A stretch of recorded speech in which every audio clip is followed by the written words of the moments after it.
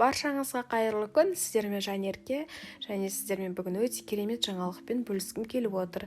Бүгіннен бастап менің YouTube каналымда ифтар дастархан деген плейлистте 30 күндік тағамдар мен тәттілердің видеоларын көре аласыздар. Соңына дейін менімен бірге болыңыздар. Ал бүгінгі жасайтын тағамымыз өте оңай және қарапайым, духовкада жасалатын жаркое.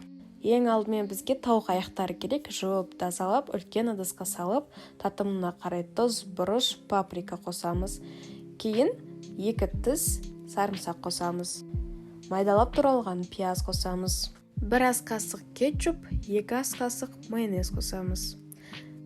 Ал енді жақсылап араластырып, маринадтап қойып қоямыз.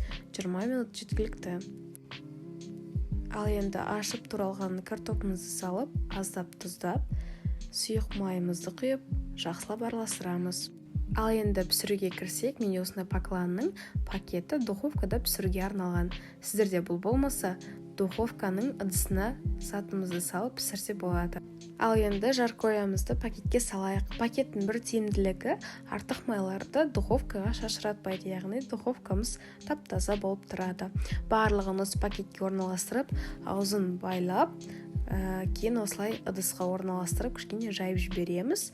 Кейін қызып тұрған духовкаға 40 минутта пісіріп аламыз. 40 минуттан кейін біздің пакеттің іші осылай қап-қара болып кетеді. Оны тез арада шешіп тастаңыздар. Міне біздің тамағымыз дайын болды. Татымына қарай зелень, укроп, көк пияз қосып берсеңіздер болады. Өте жеңіл әрі тез дайын болатын кешкі ас дайын болды. Сіздермен болған Жанерке, ұнаса лайк қойып, комментарий жазып, менің каналыма тіркелуді ұмытпаңыздар.